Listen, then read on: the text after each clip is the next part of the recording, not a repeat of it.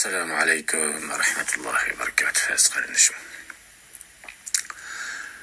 Xitoylar bizlarni besib olgandan tortib, BDT'ga a'zo bo'lgan kunidan boshlab bizlarda indigenous xalq yo'q deb BDT'da inkor qilib kelayotgan bir masala ekan. Indigenous xalq bo'lganimizda Xitoylar tajovuz qilguvchi, Uyg'urlar mustamlika qilinguchi bo'lar ekanmiz.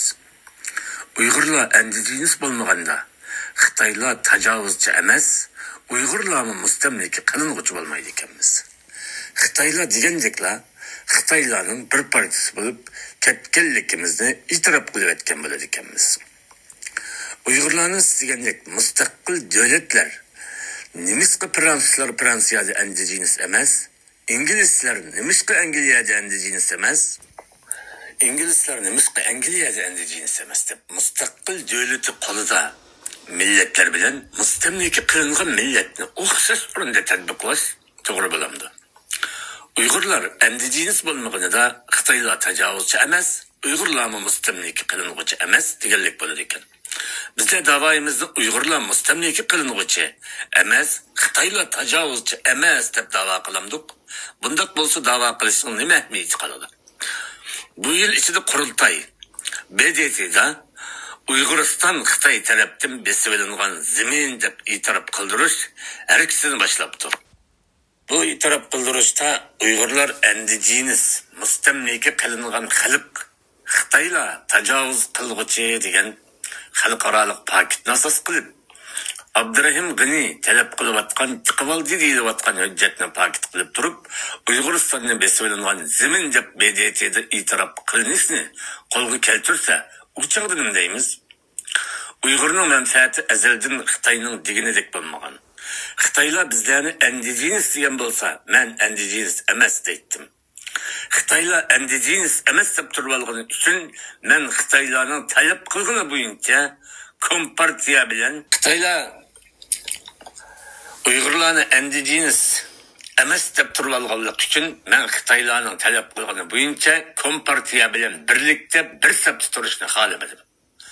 Sizning deganingizdek Uyg'urlar indigenous emas, Junguda indigenous millat yo'q deb Xitoyning BDT'da izchil ching turib, aqtaranmay kelayotgan davosiga sizlarning imzoyinglarni Xitoy kompartiyasi paket qilib chiqib, shuni BDT'da hujjat qilib turib, Uyg'urlar mustamlika qilinmagan, Xitoylar tajovuzchi emas.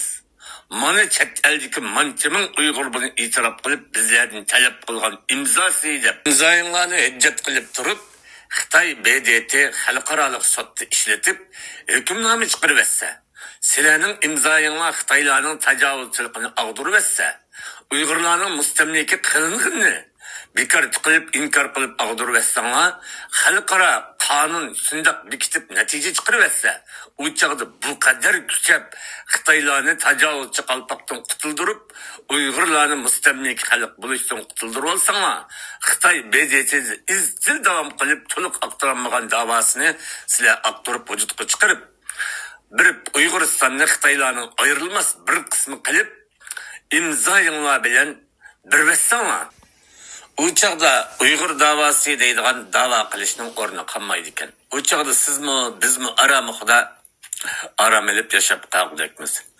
Mushundaq natija chiqqanda tarix sizlarni imzo atganlarni, vatanning butunligini, Junguning zamin butunligini qo'g'dab qolgan qizil qahramonlar, qizil fidoilar, Jungu tarixiga vatanning butunligini bölgünçü unsurlar bilan urushib turib qo'g'dab qolgan deb Jungu tarixiga sharaf bilan lepincha yozilib ketishdan boshqa amal yo'q ekan. Men mangu Xitoylarning qahramoni bo'lmayman. Bulunmayman.